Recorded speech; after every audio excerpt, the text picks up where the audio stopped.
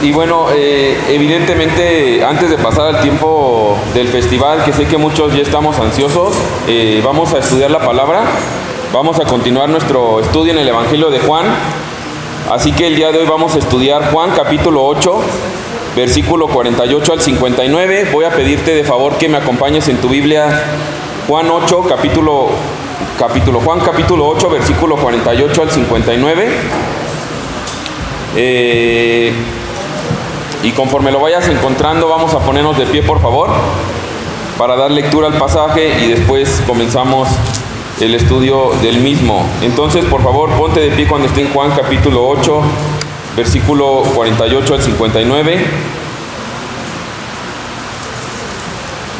Vete poniendo de pie conforme lo vayas encontrando.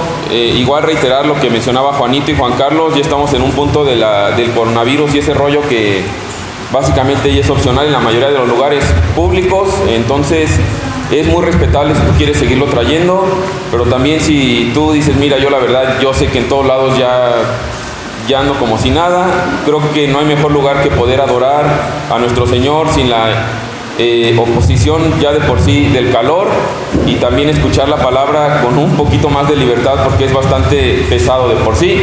Ahí está la libertad, es decisión de cada uno. Entonces, dicho esto, Juan capítulo 8, versículo 48 al 59. Yo leo versículo 48, por favor tú el 49, y así alternamos hasta concluir juntos en el 59. Dice: respondieron entonces los judíos y le dijeron: ¿no decimos bien nosotros que tú eres samaritano y que tienes demonio?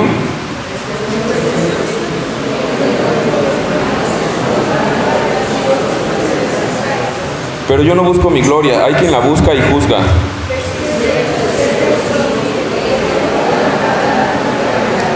Entonces los judíos le dijeron: ahora conocemos que tienes demonio. Abraham murió y los profetas, y tú dices: el que guarda mi palabra nunca sufrirá muerte.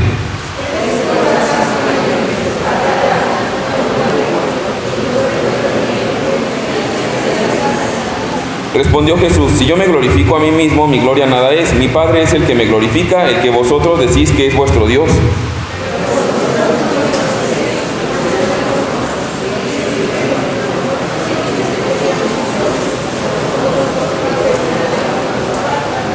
Abraham vuestro padre se gozó de que había de ver mi día, y lo vio y se gozó.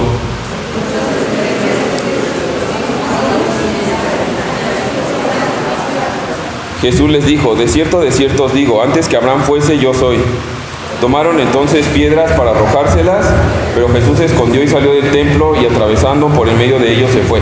Vamos a orar. Padre, gracias por este tiempo, gracias porque nos permites recibir tu palabra, Señor, y te ruego que sea eso, que tu Espíritu tome tu espada, Señor, que es tu palabra, y nos hable, Señor. Danos un espíritu receptivo, Señor, humilde y atento a lo que tú nos quieres hablar, Señor. Y muchas gracias porque en toda esta serie de Juan, y que hoy llegamos a esta porción, hemos podido conocerte, Señor, y yo te ruego que sigas transformando nuestra mente, nuestra vida.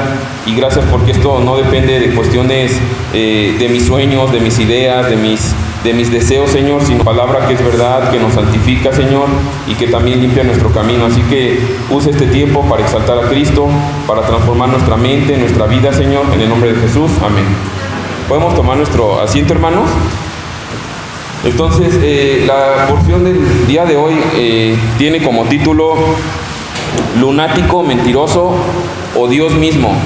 Y es una pregunta interesante porque, a la luz de lo que vamos a ver en el pasaje de hoy y lo que hemos visto a lo largo de Juan, definitivamente todos tenemos una opinión de Jesús. Todos puedes a lo mejor opinar mal o no opinar algo concreto, pero hasta el evadir a Jesús es ya tener una opinión de Jesús. El ser indiferente a Jesús implica que estás haciendo algo. Entonces debemos recordar que el Evangelio de Juan fue escrito con un propósito, que está en Juan capítulo 20, versículo 31. Dice: pero estas cosas, es decir, todo el Evangelio de Juan, se han escrito para que creáis que Jesús es el Cristo, el Hijo de Dios, y para que creyendo tengáis vida en su nombre. Entonces, Ese es el objetivo del autor de Juan, es el objetivo por lo cual hemos estudiado cada escena, cada pasaje, y por lo cual también vamos a estudiar el día de hoy, para que conozcamos quién es Jesús, para que tengamos la opinión correcta. No sé cuál sea tu punto de vista, tu opinión acerca de Jesús, lo que tu familia, lo que tu contexto, lo que tu tradición te ha dicho, pero el autor de Juan, que es el apóstol Juan, nos dice: miren, yo he escrito esto para que tengan el concepto correcto de Jesús y entonces, creyendo en Él, tengan vida en su nombre. ¿Qué está pasando en este punto? Hemos ido versículo a versículo. Si tú no nos has acompañado o andas medio desorientado, Jesús está en medio de una discusión muy calurosa en todo capítulo 8 frente a los líderes religiosos de ahí del pueblo. Entonces Jesús ya ha dado algunas afirmaciones muy tremendas, está en medio del templo, hay mucha gente y está causando controversia. Estos individuos quieren terminar con Jesús. Algunas de las cosas que él ha dicho, que veíamos semanas pasadas, aparece en Juan 8:36, por ejemplo, cuando dijo: así que si el Hijo os libertare, seréis verdaderamente libres. Y estos líderes religiosos se enojan y le responden en versículos más adelante, le dicen: oye, ¿cómo que necesitamos que nos haga libres? Si nosotros somos linaje de Abraham, nosotros nunca hemos sido esclavos de nadie, ¿cómo nos dices que necesitamos ser liberados? Y decíamos en aquel momento, ellos de entrada están olvidando su historia. Sabemos que históricamente el pueblo de Israel había sido esclavo 400 años en manos de Egipto, y en ese momento ellos están siendo esclavos también del Imperio Romano, así que no solamente están olvidando su historia, sino su presente, y están intentando terminar con Jesús. Ahora también vimos que les reafirmó en versículo 32 de mismo Juan 8, dice: y conocerán la verdad y la verdad los hará libres. Entonces nadie se había atrevido a hablar en ese tono hasta que llega Jesús, y entonces ellos están alardeando de su linaje, de que descienden de Abraham, y Jesús, terminamos la porción pasada, les dice algo muy contundente también. En versículo 44 les dice: su padre es el diablo. Entonces les ha dado literalmente muchas razones para que ellos se enojen, quieren apedrearlo, pero ellos están escuchando realmente la verdad. El que ellos se jactaran de su linaje, de su pasado, y decíamos la semana pasada, a lo mejor tú estás así el día de hoy y vives como de la renta de otras personas en la fe, y decíamos, la fe no puede ser transferida por otra persona, ni por tus papás, ni por tus abuelos, ni por algún pastor, por nadie. La fe es algo personal, es una decisión que cada uno tiene que decidir quién es Jesús y cómo eso repercute en nuestra vida. Ellos creían que era suficiente haber descendido de Abraham, y Jesús les dice en versículo 39, la semana pasada: si ustedes fueran hijos de Abraham, obras de Abraham harían. Y entonces veíamos que una de las características es que Abraham escuchaba la voz de Dios y obedecía la voz de Dios. Entonces ellos están orgullosos de sí mismos. Jesús les dijo: miren, ustedes son literalmente hijos del diablo, y decíamos esto también la semana pasada. No hay un punto medio delante de Jesús, no hay como: mira, voy a retardar mi decisión sobre Jesús, rendirme a Él, yo voy a permanecer como en un punto neutral, ya después decido. Ese es tomar una decisión de rechazo hacia Jesús, y el no ser hijo de Dios es ser hijo del diablo. Eso es algo, mi hermano, que suena duro y a lo mejor suena incómodo, pero es lo que la palabra de Dios nos menciona. Entonces termina versículo 42, chécate para el contexto, para que veas el sentir de los religiosos. Lo último que escucharon ellos en esta conversación, que fue en un mismo instante, pero para nosotros ya pasaron 8 días, les dijo versículo 42: si vuestro Padre fuese Dios, ciertamente me amarían, dice Jesús. Versículo 39, si fueran hijos de Abraham, las obras de Abraham harían. Versículo 47, que es el versículo antes del pasaje de hoy, les dice: el que es de Dios, las palabras de Dios oye, por esto no las oís vosotros, porque no sois de Dios. Entonces, imagínate ellos que se jactan de ser religiosos. No está hablando con personas inmoralmente tachables dentro de la sociedad. De hecho, estas personas eran las que moralmente podían servir de ejemplo dentro de la sociedad, conocían las escrituras, pero estaban confiando en sí mismos. Estas personas se sienten ofendidas, se sienten insultadas. ¿Quién eres tú para decir que no somos de Dios, que no conoces nuestra familia, nuestra genealogía? Jesús los deja en este momento sin argumentos. Y entonces, ¿qué sucede cuando alguien te ha tocado que estás en medio de una discusión y de repente ya se acaban los argumentos? Y entonces comenzamos a ofender, ¿no? Cuando ya sientes que vas perdiendo, entonces comienzas a tirar patadas de ahogado y ofender y sacar otras cosas. Y entonces cuando a ellos se les terminan los argumentos, comienzan las ofensas. Y ahora pasan a un punto que es la primera parte del sermón, las ofensas hacia Jesús. Mira cómo responden estas personas ante la posibilidad de decirles, ante la realidad de que Jesús les dice que no son de Dios. Versículo 48. Respondieron entonces los judíos y le dijeron: ¿no decimos bien nosotros que tú eres samaritano y que tienes demonio? Entonces, ¿qué dos insultos le están diciendo a Jesús? Bueno, el primero es que es un samaritano. Entonces, en ese momento es importante también entender que en ese tiempo el decirle a alguien que era samaritano era uno de los peores insultos que podía haber. Juan capítulo 4 estudiamos cuando Jesús pasa por Samaria, que tiene este encuentro con la mujer samaritana, pero dijimos en aquel momento que ningún judío quería pasar por Samaria. De hecho, veíamos el mapa que para rodear Samaria tenías que dar una vuelta de más lo doble o lo triple de distancia, pero con tal de no pasar por ahí, por donde estaban los samaritanos. ¿Por qué ellos tenían ese desprecio hacia estas personas? Bueno, este pueblo de los samaritanos eran una mezcla, por decirlo así, habían pervertido la raza judía, por decirlo de alguna manera, se habían mezclado con pueblos paganos, de tal manera que incluso la mujer samaritana en Juan capítulo 4 le pregunta a Jesús, le dice: Señor, ¿y dónde adoraremos? ¿En este monte o allá?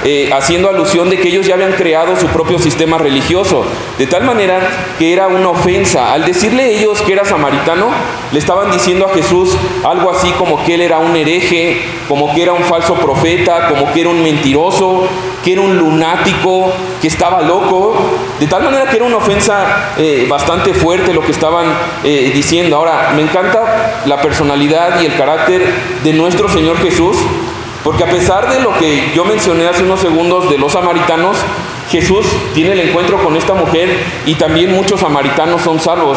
Mi amigo, yo no sé cuál sea tu pasado. A lo mejor tú estás en un punto que dices: mira, yo he vivido totalmente de espaldas a Dios, con mi vida ha sido evidente que Dios no querría saber nada de mí. De hecho, hasta a lo mejor te acercas el día de hoy con cierta vergüenza o pena, pero tenemos un Dios, un Señor, que más allá de lo que la gente pueda decir de ti, no importa tu pasado, no importa tu clase social, la salvación es para todos que creen en Jesús, y es lo que vemos ahí.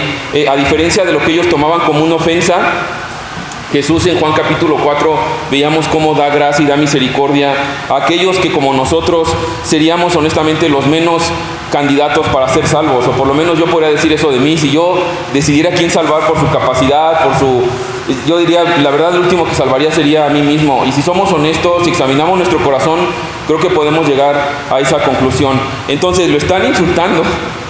Y aparece un segundo insulto también ahí, no solamente que era samaritano, sino que le dicen: tienes demonio. Entonces, yo me pregunto, y es algo interesante, ¿Jesús se merecía este trato? La manera como está siendo ofendido, es decir, ¿qué quería decir que tenía demonio? Bueno, en ese momento, cuando alguien le decía que estaba endemoniado o que tenía demonio, le estaban diciendo primeramente, evidentemente, pues que estaba sirviendo al diablo. Ellos acaban de recibir de Jesús, que les dice: ustedes no son de Dios, su padre es el diablo, porque mi palabra no tiene cabida en ustedes. Y ellos nuevamente pues están ya sin argumentos, intentan como contragolpear y tiran esa ofensa también. Pero el decirle que estaba endemoniado también era un sinónimo de decirle que no estaba en su sano juicio, que estaba fuera de sí mismo, y un lunático, un engañador, un mentiroso. Entonces es algo que, mis hermanos, la palabra de Dios no nos deja indiferentes ante la opinión que nosotros debamos tener de Jesús. De hecho, la palabra de Dios constantemente nos orilla ante tales evidencias de las palabras de Jesús para no quedar indiferente ante Él. En un pequeño libro de George McDowell, que se llama Más que un carpintero, aparece precisamente esta encrucijada. Él pone a los lectores y él menciona esto. Dice: Jesús, con todo lo que dicen los evangelios, una de tres: o es un loco, es decir, no sabía lo que decía, es un pobre loco que tantos millones le han seguido y han puesto su fe en él, y a lo mejor muchos han sido flojos y simplemente van detrás de ese loco que se aventó a decir ese tipo de afirmaciones. Pero si no era un loco, entonces también podría ser un gran mentiroso, Y la pregunta natural sería, pero entonces, ¿cómo ha podido llegar a engañar a tanta gente? ¿Cómo tanta gente ha estado dispuesta a dar la vida por Él? ¿Cómo los discípulos, con tal de defender esta parte de que Él había resucitado, de que Él era Dios mismo, estuvieron dispuestos a sufrir la muerte que sufrieron cada uno de ellos por causa de Jesús? Y finalmente, si no es o es un lunático o es un mentiroso, es decir, un hereje, un falso profeta, o la tercera opción a la que la palabra de Dios nos va a llevar es que Jesús es Dios mismo, que todo lo que Jesús dice es verdad. Porque si la primera opinión que tenemos de Él, de que es un loco, entonces lo único que merecería Jesús es nuestra conmiseración, decir, pobre Jesús, ¿cómo dijo esas cosas? ¿Y cómo no hubo un psiquiatra ahí en Jerusalén que ayudara a Jesús, pobrecito de Él?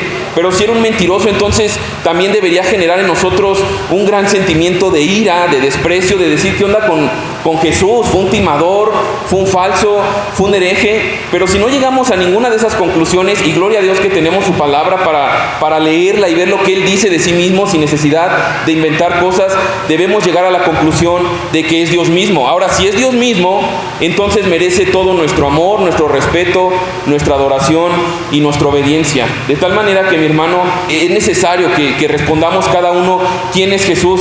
¿Quién es Jesús para ti? Jesús dijo la porción pasada en versículo 46, ¿quién de vosotros me redarguye de pecado? Es decir, dice, nadie de ustedes puede acusarme de pecado, y nadie lo hizo así. De tal manera que cada vez que nosotros rebajamos a Jesús en otro punto, como dejarlo en un simple maestro, en un iluminado, profeta, es una ofensa severa ante la deidad de nuestro Señor Jesús.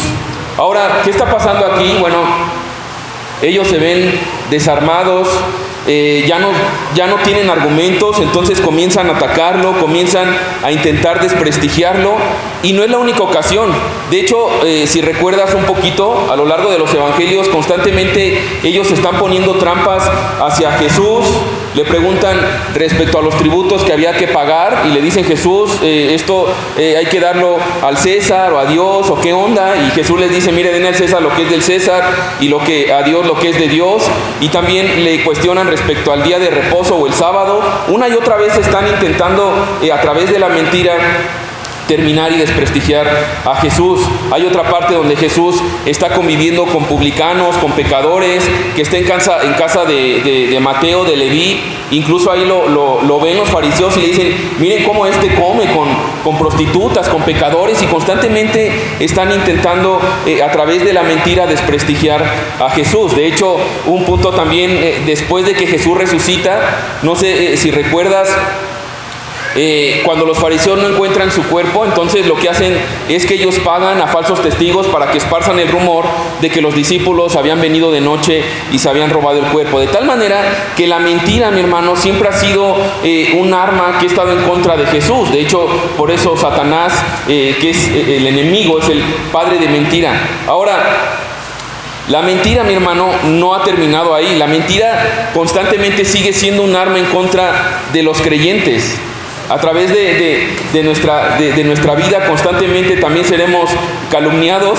Otra de las cosas que recordaba, por ejemplo, en la iglesia primitiva, cuando ellos establecen la Santa Cena y que comían y bebían la sangre de Jesús para recordarlo hasta que Él viniera, también se levantaron estas leyendas de que los cristianos eran caníbales, porque hablaban de comer el cuerpo y de beber la sangre de su Señor. Entonces eran mentiras todo lo que se decía. También hay un punto del Imperio Romano cuando sucede esta parte de que Nerón incendia Roma y culpa a los cristianos. Entonces, históricamente ha habido un montón de veces de que la única manera por la cual pueden terminar y atacar a Cristo y a su iglesia es a través de la mentira.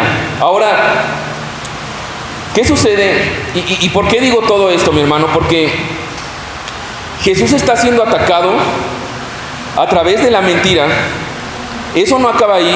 Y mi amigo, yo quisiera hablarte honestamente. Cuando nosotros caminamos conforme a la palabra de Dios, conforme a su voluntad, y eso va a implicar muchas veces oposición, murmuración en tu trabajo, en tu familia, qué religioso, qué cuadrado, ese aleluya, mira qué le pasa.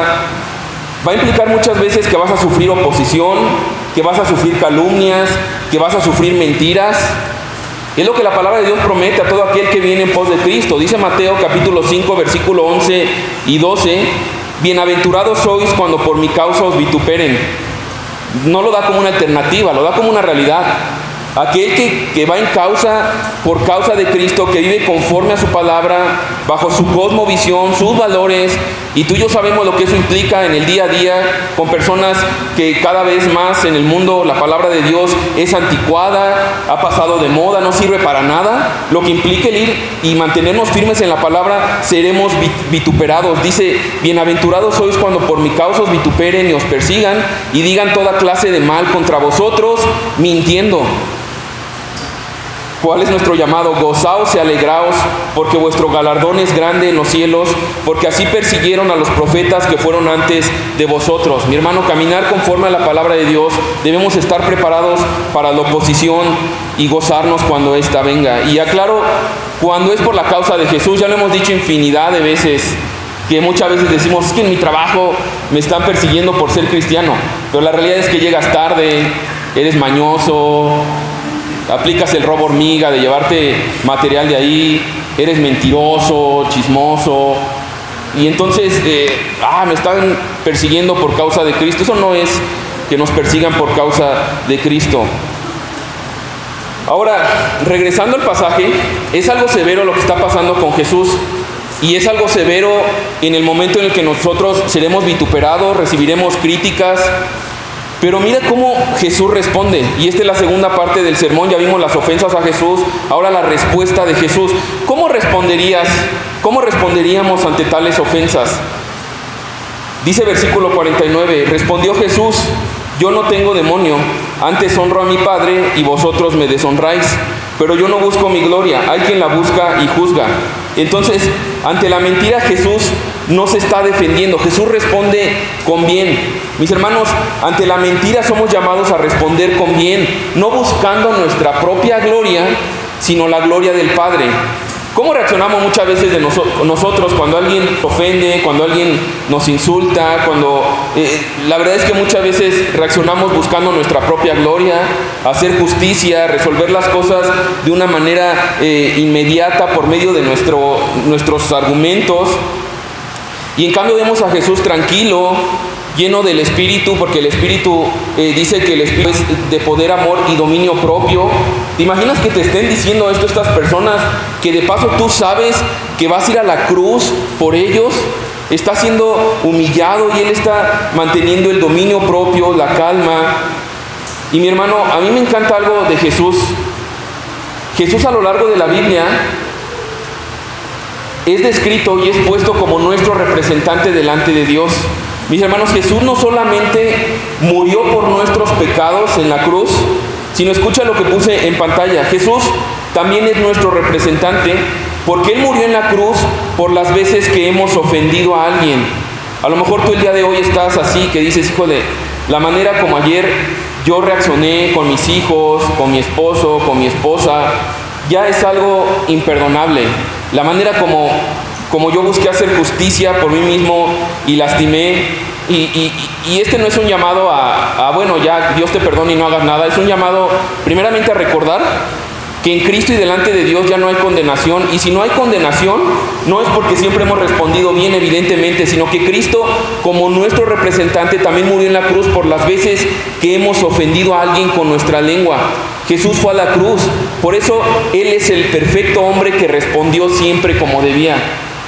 ¿Te das cuenta de lo glorioso del Evangelio?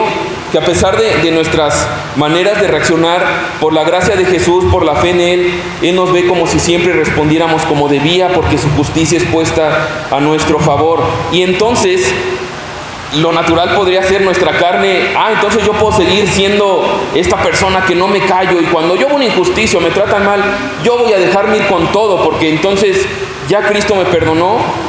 No es así. Mira lo que dice Pedro en primera de Pedro 2, 21 al 23. Dice, pues para esto fuisteis llamados, porque también Cristo padeció por nosotros, dejándonos ejemplo. Esto que estamos viendo en Juan capítulo 8, entre muchas otras cosas, nos lo dejó como ejemplo. ¿Para qué? Para que sigamos sus pisadas, el cual no hizo pecado ni se halló engaño en su boca, quien cuando lo maldecían, ¿te fijas lo que está pasando en Juan 8?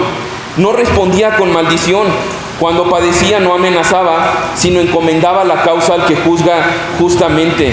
Mis hermanos, cuando nosotros respondemos y queremos hacer justicia y venganza por nosotros mismos, cuando nos convertimos en estas personas de yo no me voy a callar nada, yo necesito decirle esto a esta persona, a mi esposo, a mi esposa, porque si no, no va a cambiar, y nos volvemos agentes de ofensas y no nos guardamos nada, y en lugar de encomendar la causa al que juzga justamente, le encomendamos a nuestras fuerzas, es una evidencia que no estamos confiando en Dios.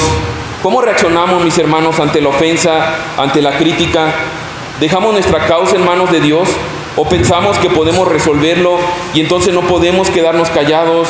Y entonces, mis hermanos, es por eso que necesitamos a Jesús dentro de nosotros, no solamente como nuestro representante para estar en paz con Dios, sino tener la certeza que su Espíritu Santo mora en nosotros, y no es por nosotros, porque somos grandes personas, es porque Él prometió que si tú y yo hemos creído en Él, Él nos da esa libertad, para poderle decir a ese momento de reaccionar y de ofender, poderle decirle no, ya no vivo yo, ahora es Cristo el que vive en mí. Y cuando Él lo maldecían, Él no regresaba ni respondía con maldición, sino que encomendaba la causa al que juzgamente. Por lo tanto, si yo ya no vivo y es Cristo el que vive en mí, yo te pido, Señor, que tomes esta causa y la juzgues justamente en tu tiempo y en tu forma.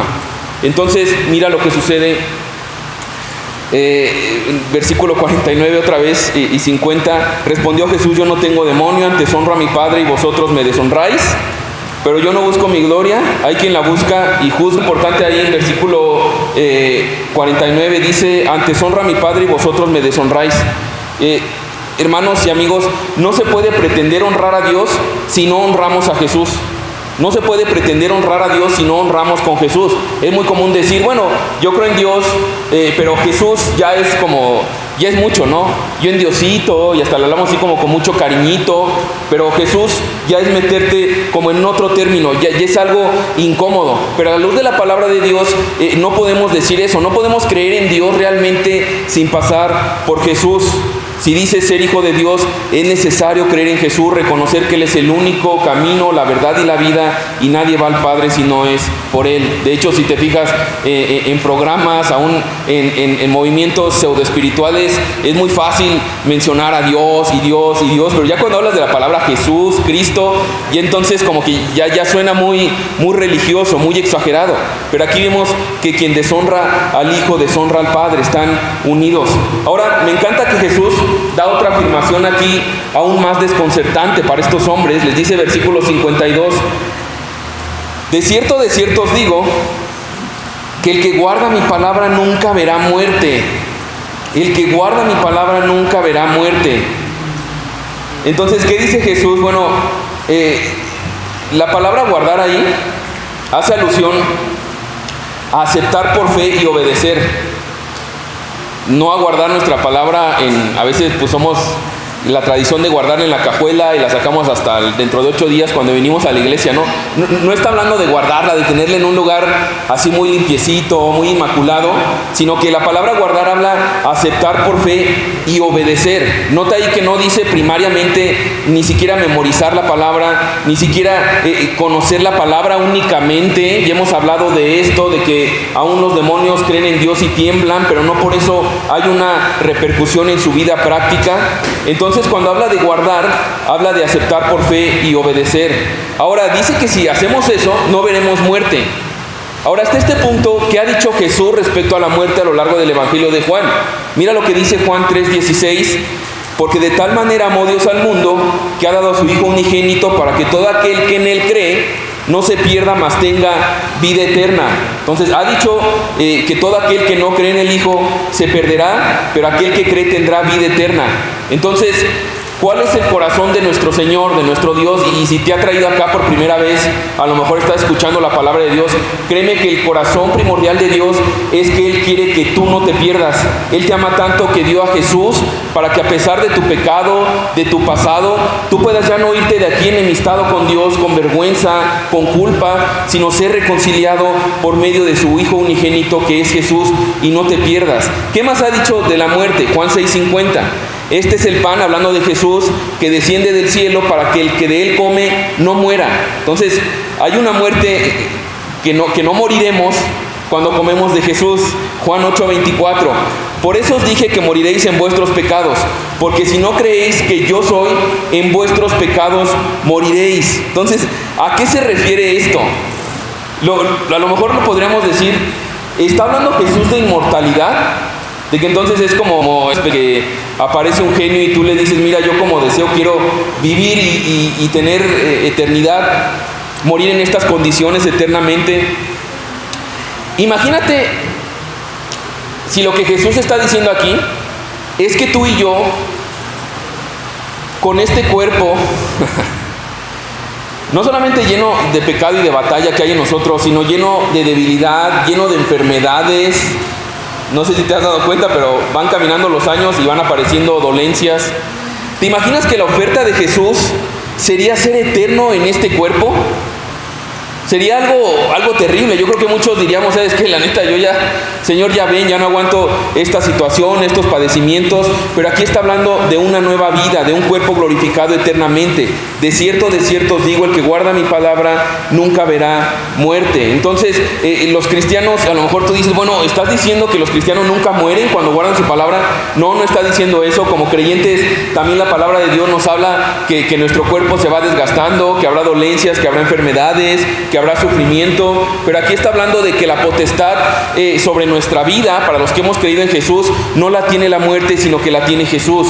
En resumidas cuentas, como lo dice San Agustín, que es un conocido teólogo históricamente, él dice esto de este versículo: la muerte de la que vino a librarnos Jesús fue la segunda muerte, la muerte eterna, la muerte del infierno, de la condenación junto con el diablo y sus ángeles. Esa es la muerte que está hablando aquí.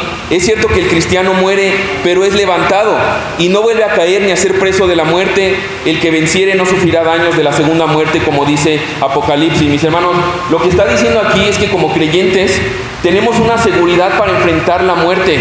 Alguien me explicaba esto en alguna ocasión, como imagínate a alguien que va a prisión, y esta persona que va a prisión sabe que su condena es cadena perpetua. No hay manera de salir, no hay manera de que él sea perdonado, no hay ninguna fianza para pagar. Él va a prisión y sabe que pasará ahí el resto de sus días, y eso genera evidentemente resignación, desesperación, tristeza. Pero por otro lado, mencionaba, imagínate otra persona que va presa también ese mismo día, pero sabe que ya pagaron su fianza, que estará poco tiempo ahí en esa celda, pero sabe que saldrá y que tiene al mejor abogado ganando el juicio. Mis hermanos, esos somos los creyentes. Por eso habla Juan en primera de Juan capítulo 2, que tenemos a este abogado que es el justo, que es Jesús. Evidentemente aquí no está hablando de que no moriremos físicamente. Si Cristo no viene antes, una estadística segura para todos es que de 10 personas 10 mueren. Entonces todos enfrentaremos la muerte, todos cruzaremos ese momento. Pero el que no tiene a Cristo, mis hermanos, evidentemente le enfrentará con desesperación, con resignación, sabiendo que estará eternamente separado de Dios. Y entonces como creyentes no es así. Como creyente la muerte es únicamente una puerta para entrar en la presencia del máximo gozo, que es entrar con nuestro Señor Jesús. Por lo tanto, mis hermanos, es una esperanza de lo que vemos en Jesús para afrontar el sufrimiento, para afrontar la enfermedad, la muerte, las dificultades, las luchas en esta vida, porque sabemos que a la luz de la palabra de Dios hay esta promesa, que Dios enjugará toda lágrima, y que la muerte incluso, que es el mayor de todos los enemigos, no nos puede retener. Entonces, ¿qué sucede aquí? En medio de estas palabras, estos religiosos están desconcertados. Imagínate lo que están escuchando de Jesús. Acaba de decir, versículo 51, el que guarda mi palabra nunca verá muerte. La muerte no tiene poder sobre él. Versículo 52, los judíos le responden, conocemos que tienes demonio, Abraham murió y los profetas, y tú estás diciendo, el que guarda mi palabra nunca sufrirá muerte. ¿Eres tú acaso mayor que nuestro padre Abraham, este que se han jactado tanto a lo largo de este capítulo, el cual murió y los profetas murieron? ¿Quién te haces a ti mismo? Ahora ya no solamente está pasando al punto como de un lunático o un hereje, sino también lo están tomando en este punto como un mentiroso. Le están diciendo, oye, ¿quién te crees tú para decir que nunca sufrirá muerte el que guarda tu palabra? Es decir, Abraham mismo murió, aún con esa autoridad que él tiene dentro de todo nuestro linaje en Israel. ¿Cómo es posible que digas eso si cada uno de los profetas murieron también? Entonces le están diciendo, eres un mentiroso, literalmente. Lo que es imposible que tú puedas afirmar eso. ¿Quién te has creído, Jesús? Si Abraham, que es el más grande, murió, ahora ¿cómo tú nos dices estas palabras? ¿Quién te crees que eres? Y mira lo que dice versículo 54. Respondió Jesús: si yo me glorifico a mí mismo, mi gloria nada es. Mi Padre es el que me glorifica, el que vosotros decís que es vuestro Dios, pero vosotros no le conocéis, mas yo le conozco. Y si dijere que no le conozco, sería mentiroso como vosotros, pero le conozco y guardo su palabra. Entonces, lo que está pasando aquí, mis hermanos, es que ellos no eran capaces de mirar las cosas en un plano espiritual. Ellos estaban mirando las cosas en un plano terrenal, de tal manera que creían que lo que les estaba hablando respecto a la muerte era la muerte terrenal, pero Jesús se estaba refiriendo a esta muerte espiritual, que es vivir eternamente separado de Dios en condenación. Y es precisamente de eso de lo que Jesús vino a salvarnos. Entonces continúa versículo 54. Respondió Jesús: si yo me glorifico a mí mismo, mi gloria nada es. Mi Padre es el que me glorifica, el que vosotros decís que es vuestro Dios. Es decir, Jesús dice, miren, yo podría decir un montón de cosas respecto a mí, pero no me estoy glorificando a mí mismo. El sello de aprobación de todo lo que estoy diciendo viene directamente del Padre. Por eso nuevamente no podemos venir a Dios si dejamos fuera a Jesús. Versículo 55. Pero vosotros no le conocéis, mas yo le conozco. Y si dijere que no le conozco, sería mentiroso como vosotros, pero le conozco y guardo su palabra. Hay algo muy importante aquí que él pone como diferencia o como contraste entre alguien que no le conoce y que es mentiroso, y alguien que sí le conoce y por tanto es hijo de Dios. Y ahí vemos una evidencia muy clara, que es que guarda su palabra. Dice ahí, pero le conozco y guardo su palabra. Mi amigo, mi hermano, hijo de Dios es alguien que conoce a Dios y guarda su palabra. Y deseamos esto, y es importante reiterarlo. Lo hemos dicho las semanas anteriores, desde versículo 31. Si ustedes permanecen en mi palabra, serán verdaderamente mis discípulos. Deseamos esto. Tristemente se ha menospreciado esta parte de ser hechos hijos de Dios, y lo hemos resumido a únicamente una oración, levantar la mano, pasar al altar, y a lo mejor si eres como de otro tiempo, ir a algún campamento y que aventabas tu hojita llena de pecados y se quemaban y ya los pagó, y entonces ya eras hijo de Dios, eras creyente, ¿no? Y no estoy diciendo que esté necesariamente mal eso, el orar y confesar y reconocer, pero mis hermanos, aun cuando la palabra de Dios dice que hay fiesta en el cielo, ni siquiera dice que es porque alguien hizo una oración. Dice que hay fiesta en el cielo cuando un pecador se arrepiente. Y aquí lo que la palabra de Dios nos muestra cuando habla de guardar su palabra es que es esta manera que nuestra vida cambia, de vivir para nosotros mismos conforme a nuestros deseos, nuestro corazón, a entonces ser transformados y vivir conforme a la palabra de Dios, de tal manera que la palabra de Dios es nuestro centro, es nuestra norma, en nuestro día a día es la que rige nuestras decisiones, nuestros propósitos. Mi hermano, yo te pregunto eso, no te pregunto si vienes de una familia de cristianos, si tu papá, si tu abuelito, como estos hombres que tenían un gran linaje. No te pregunto si en algún momento has repetido alguna oración o has pasado al frente del altar, sino yo te pregunto, ¿realmente es Cristo el centro de tu vida? ¿Es su palabra lo que rige tus deseos, lo que rige tu día a día, el honrarlo? Mira lo que dice Colosenses 1:16 respecto a esta parte de que todos hemos sido creados por Dios y para Dios. Dice, porque en Él fueron, hablando de Jesús, creadas todas las cosas, las que hay en los cielos y las que hay en la tierra, visibles e invisibles, sean tronos, sean dominios, sean principados, sean potestades. Todo fue creado por medio de Él y para Él. Entonces todo fue creado por medio de Él y para Él. Cuando realmente entendemos que Jesús es Dios mismo, que Él nos ha comprado a precio de sangre, entonces la respuesta natural es decir, yo le pertenezco a Él, ok.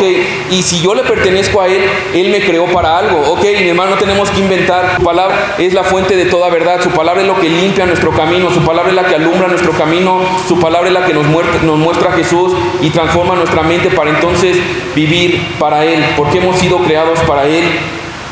A lo mejor estás en un punto de que constantemente como seres humanos todos atravesamos este sentido de falta de identidad.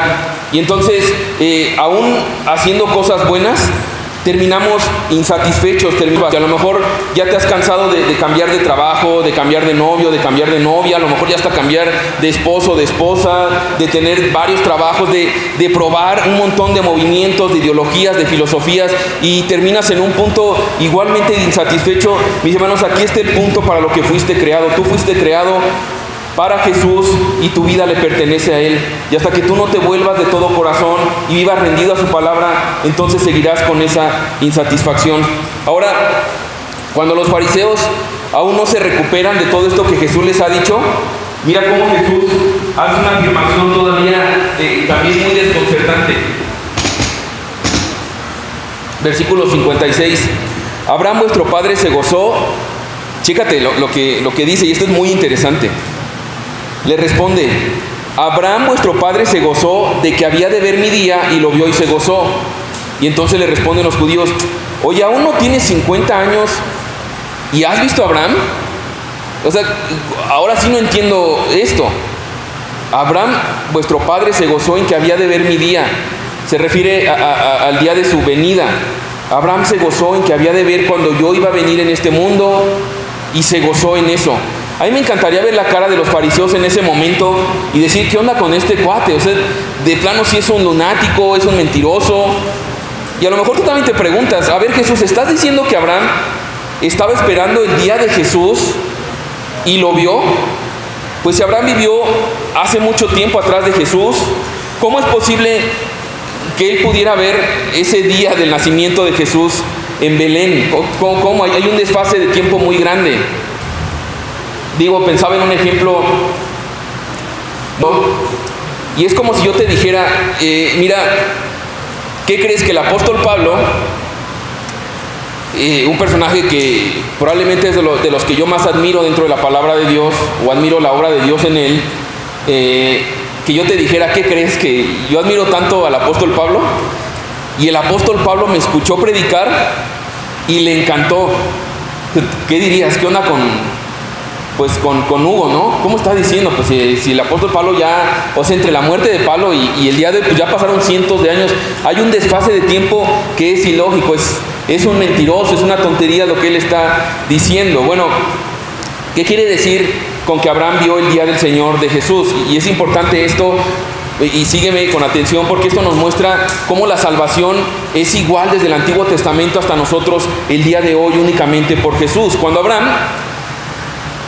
¿Cuándo fue que Abraham vio el día de Jesucristo? Bueno, cuando Abraham estaba recibiendo todas las promesas de Dios desde el Antiguo Testamento, Abraham creyó lo que Dios le prometió, que de su descendencia serían benditas todas las naciones de la tierra. Él creyó esa promesa y vio de lejos. Mira cómo dice parte de las cosas que Dios prometió a Abraham y pidió a Abraham, y cómo él, por medio de esta fe que tenía en lo que sucedería más adelante, él obedeció. Hebreos 11, 17 al 19. Por la fe Abraham, cuando fue probado, ofreció a Isaac, y el que había recibido las promesas ofrecía a su unigénito, habiéndosele dicho: en Isaac te será llamada descendencia, pensando que Dios es poderoso para levantar aún de entre los muertos, de donde en sentido figurado también lo volvió a recibir. Es decir, Abraham pudo haberse preguntado en el momento que Dios le pide entregar a Isaac, pudo haberse preguntado: bueno, pero si Dios me dijo que tendría una gran descendencia, y ahora ¿por qué me está pidiendo que entregue a Isaac? Pero Abraham va con fe y dice: Dios prometió que de esta descendencia vendría el Salvador. Entonces él pensaba que Dios era poderoso para levantarlo aún de entre los muertos. Él no se detiene, él confía, y vemos cómo después Dios, ya al ver que Abraham estaba obedeciendo, provee el cordero. Y entonces Abraham está obedeciendo algo que no puede ver en ese momento, pero que lo está creyendo que va a suceder, que es de hecho la definición de fe que nos da en Hebreos capítulo 11, versículo 1. Dice: es pues la fe, la certeza de lo que se espera, la convicción de lo que no se ve, porque por ella alcanzaron buen testimonio los antiguos. Mi hermano, si tú te has preguntado: bueno, ¿y cómo fueron salvos esos personajes del Antiguo Testamento? Si todavía Jesús no era crucificado en el madero, bueno, por la convicción de lo que aún no veían. Por eso alcanzaron buen testimonio los antiguos. Todos los personajes del Antiguo Testamento, mi hermano, creyeron en esa promesa. Mira cómo lo reitera Hebreos capítulo 11, versículo 8.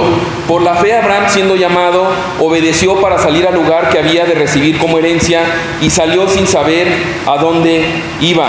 Sin saber a dónde iba. Entonces, él sabía que Dios le había prometido que de su descendencia vendría el Salvador, y él obedecía en base a eso. Estaba viendo de lejos eso. Mis hermanos, aquí hay un punto importante y no me gustaría pasarlo por alto, sino al contrario, resaltar esto.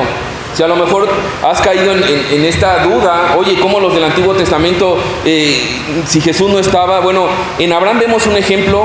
Hebreo nos está explicando con las demás personas, ponía esto en pantalla. Abraham es el padre de la fe. Abraham esperó en Dios a Jesús, aquel que vendría de su descendencia. Y como él, todos los hombres en el Antiguo Testamento, por lo menos hablando de los de Hebreos 11, ¿qué otro ejemplo podemos ver? Por ejemplo, Noé construyó un gran arca, ¿recuerdas? Y fue un ejercicio de fe totalmente. Construir un arca en medio de la tierra, y entonces era una locura el siquiera predecir que era necesario utilizar esa arca, pero cuando viene la tormenta y entonces Dios le revela que tenía que entrar ahí, que entonces ellos serían de alguna manera librados de la ira de Dios en ese momento, podemos saber que Noé construye ese arca, pero el corazón de Noé estaba esperanzado en un arca mayor que vendría para todos nosotros, y es estar en Cristo. Todos los que estamos en Cristo, dentro de Cristo, abrazados a su sacrificio como perdón y abrazados a su justicia como justificación delante de Dios, entonces seremos librados de la ira de Dios. De la misma manera, no solamente Abraham y Moisés y Noé, sino también Moisés. Sabemos, Moisés saca, o Dios lo usa para liberar de la esclavitud de Egipto al pueblo de Israel, y él va confiando en Dios. Pero así como Moisés saca a su pueblo de Egipto, Moisés está esperando a otro gran libertador. Ya lo veíamos estudiando Éxodo, pero Cristo es este mejor, perfecto y total libertador, que nos libera del pecado, nos libera de la eterna condenación y nos lleva a la tierra prometida de estar en la presencia de nuestro Señor. Y así podemos estar con cada uno de los personajes. Por eso dice Hebreos capítulo 11, versículo 13 al 16, conforme a la fe murieron todos estos sin haber recibido lo prometido, pero lo miraban de lejos y lo creían, saludándolo y confesando que eran extranjeros y peregrinos sobre la tierra. Porque los que esto dicen claramente dan a entender que buscan una patria, pues si hubiesen estado pensando en aquella de donde salieron, ciertamente tenían tiempo de volver, pero anhelaban una mejor, esto es celestial, por lo cual Dios no se avergüenza de llamarse Dios de ellos, porque les ha preparado una ciudad. Entonces, ponía esto en pantalla. Así como tú y yo somos salvos por mirar hacia atrás a Cristo, a un evento que ya sucedió en el madero, Abraham supo y miró hacia adelante que por su descendencia seríamos salvos. Y esa es la promesa para Abraham. Él se gozó porque él sabía que Dios cumple sus promesas. Y era tal la certeza que tenía que eso le generaba un gozo. No sé si te ha pasado cuando tú estás anhelando que te va a venir a visitar una persona que tú esperas mucho. A lo mejor es algún familiar, algún amigo, y tú estás en tu casa, pero de repente empiezas a escuchar ya los pasos, los tacones o el carro, ¿no? Y eso te genera un gozo porque dices, ya va a llegar. Bueno, lo que Abraham tenía ante la certeza que él había comprobado de la veracidad y la confianza total en la palabra de Dios, porque cumple su palabra. Él dice, eso que está diciendo que vendrá el Salvador ya es un hecho. Por lo tanto, yo mirando hacia adelante de que eso se cumplirá, yo puedo gozarme. Ahora nosotros tenemos ya la información completa, tenemos su palabra, sabemos que eso ya fue hecho una realidad y por lo tanto podemos gozarnos aún más. Por eso dice Hechos capítulo 4, versículo 12, tanto para el Antiguo Testamento, para el Nuevo Testamento, en ningún otro hay salvación, porque no hay otro nombre bajo el cielo dado a los hombres en que podamos ser salvos. Únicamente en Cristo, como fue salvo David, Moisés, Abraham, Noé, Josué, todos estos personajes, es el nombre de Cristo únicamente. Mira lo que dice al final, versículo 58, esta tercera frase que va a soltar Jesús, va a terminar de una manera contundente. Versículo 58. Y me encanta porque estos fariseos están escuchando: nuestro padre Abraham se gozó, y su gozo no era ni siquiera en lo que Dios estaba haciendo en ese momento, que evidentemente sí, sino su gozo mayor era en aquello que vendría y que ahorita está delante de estos individuos. Versículo 58, Jesús les dijo: de cierto os digo, antes que Abraham fuese, yo soy. Y entonces sabemos, versículo 59, que lo quieren apedrear. Entonces Jesús dice: no es que Abraham solamente esperaba mi día, sino que yo ya existía antes de Abraham. Entonces suelta literalmente una bomba ahí delante de estos personajes. Y me encanta esto porque muchas veces, y no sé cuál sea, por eso es importante definir quién es Jesús. A lo mejor tu concepción, tu punto de vista por tradición ha sido como una persona o un gran maestro, un gran ser que fue creado, y nos limitamos a tener este pensamiento de la historia de Jesús desde el momento en que Él nació en Belén. Pero a la luz de la palabra de Dios, que es donde verdaderamente somos llevados al conocimiento de Jesús, Él nos muestra que Él es el eterno Hijo de Dios, que Jesús siempre ha existido, Él siempre ha estado. En el principio Él creó todas las cosas, y aquí les está diciendo: antes que Abraham fuese, yo soy. Tan así que están airados. Ahora, esta palabra que menciona aquí al final, cuando dice yo soy, no solamente está diciendo que Él es eterno o que está desde siempre, sino que Él también está apuntando a algo que ellos conocían muy bien, que es la historia de Moisés. Evidentemente está tomando el nombre que Dios le da a Moisés en la zarza ardiendo. Recuerdas que Moisés está delante de la zarza, y entonces Dios llama a Moisés y lo envía a Faraón, a Egipto, y entonces Moisés le dice: pero si me preguntan que quién yo, ¿qué les voy a responder? Y entonces Dios le dice: yo soy, te envía. El yo soy. Entonces aquí ellos sabían a qué estaba haciendo alusión Jesús. Yo soy en hebreo es esta palabra Yahvé o Jehová. Está diciendo: yo soy, te manda. Es el nombre de Dios, mis hermanos. Lo que está diciendo en este punto, y por eso es importante, y te quiero preguntar nuevamente, ¿qué decidirá respecto a Jesús? Porque hay personas o hay movimientos que se atreven a decir, por desconocimiento de la palabra, decir: es que Jesús nunca afirmó ser Dios. Jesús nunca afirmó ser Dios. Y cuando venimos a su palabra, vemos que Él abiertamente reconoce su deidad. De hecho, es por eso que les está generando tanta confusión y tanta ira a estos individuos. Y entonces, mis hermanos, Jesús no es un ángel creado. He escuchado también por ahí que es como un hermano de Lucifer. Tampoco es eso. Jesús es Dios mismo. Él tomó forma de hombre, se hizo humilde. Y escúchame bien esto, a la luz de lo que vimos hoy, Él se hizo hombre, se despojó de su gloria por personas como tú y como yo, que le hemos faltado al respeto, que le hemos ofendido. Y no solamente dice que se humilló en la cruz, como dice Pablo en Filipenses 2, sino que sabemos que su humillación vino desde el momento en que Él nació, en esas condiciones que nació, en que pasó este momento de escenas que están registradas en su palabra. Y a pesar de todo eso, mis hermanos, para gloria de su nombre, para mostrar su gracia y por amor a cada uno de nosotros como pecadores, Él decidió ir a la cruz para reconciliarnos con Él. Mi hermano, para concluir, yo quisiera preguntarte, ante lo que hemos visto en su palabra, yo no sé cuál era hasta este momento tu opinión de Jesús, con vida delante de Jesús. ¿Cuál es tu reacción ante lo que Jesús dice de ti mismo? ¿Saldrás de aquí a lo mejor airado, enojado, queriendo apedrearlo? ¿Sabes qué? Es una mentira, no puede ser. Es mi anhelo y de verdad he pedido a Dios que no sea así. ¿O será por lo contrario? Mira, es evidente que Dios es Rey, Dios es Jesús. He entendido que como estos personajes también puedo identificarme. Lo he ofendido, he pecado, he vivido espaldas a Él, totalmente siguiendo mi corazón, mis deseos, mis sueños, pero hoy entiendo que le pertenezco a Él, como dice Colosenses 1:16. Y si Dios te ha traído aquí, mi hermano, es precisamente para darte esperanza y perdón en Cristo. Yo te pregunto, ¿en qué estás poniendo tu esperanza? ¿En qué estás poniendo tu vida? Y de tal manera, mi hermano, yo quisiera terminar diciendo, puse esto en pantalla: la única posibilidad de entrar al cielo, es decir, de obtener perdón y ser reconciliados con Dios, es que Dios sea tu Padre.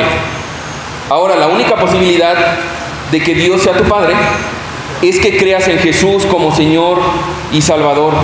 No hay otro camino. No hay otro camino, mis hermanos. Jesús no solamente es Dios, sino que Jesús es único. Jesús es único porque en su palabra es el único que puede darnos el diagnóstico correcto de nosotros como hombres. Somos pecadores. No es que nuestro problema son las circunstancias, los problemas, es que somos pecadores. Por eso alguien decía que el corazón del problema es el problema del corazón. Todos nosotros hemos pecado. Ahora, también es único y perfecto porque no solamente nos da el diagnóstico, sino que también nos da la cura. No nos deja ahí, mira, pues son pecadores y entonces perecerán en el infierno. Dice, efectivamente todos somos pecadores, pero precisamente porque no podemos salvarnos a nosotros mismos, Él vino y siendo único, perfecto y puro, permaneció en santidad por amor hasta recibir el castigo que tú y yo merecíamos, para que por la fe en Él tengamos no solamente el perdón, sino la reconciliación con el Padre. Mis hermanos, Jesús es único, y déjame decirte esto, porque Él no es un Dios lejano. Jesús vino y habitó entre nosotros, pero también Él nos acompaña en el Espíritu Santo. Él mora en nosotros y no es ajeno a nuestro dolor, no es ajeno a nuestras necesidades, y tenemos la certeza que Él está con nosotros todos los días del mundo. Así que vamos a orar para terminar. Señor, yo te ruego que tu palabra sea este martillo, Señor, que a lo mejor tiene que también tirar falsos conceptos, y a lo mejor también edificar nuevos conceptos, Señor. Y sabemos que esto no es en base a mis palabras ni a nuestra capacidad o nuestra inteligencia, sino que es una obra de tu Espíritu Santo, Señor.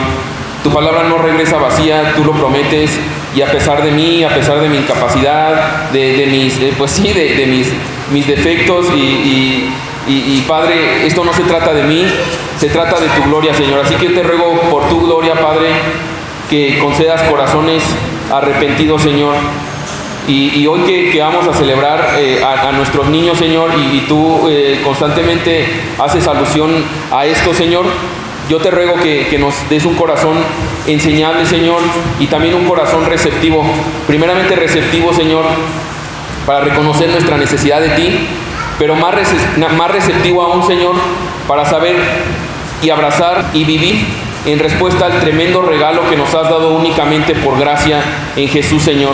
Gracias porque nosotros merecíamos tu desprecio, merecíamos tu condenación, pero tú decidiste darnos gracia, darnos misericordia, darnos vida, Señor, para darnos muestras de las riquezas de tu gracia, Señor.